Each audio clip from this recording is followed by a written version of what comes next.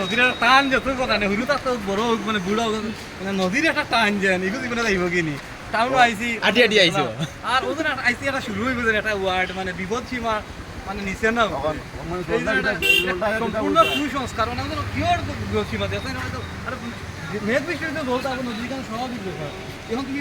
মানে আসলে মানে পাইবে আমরা একটা সমাজ মানে সব শহর থেকে ধরে গ্রাম স্তর পর্যন্ত মানে ওই একটা আওয়াজ বিপদ সীমার উপরে না তোলে একটা লালার তো ফাটা দিলে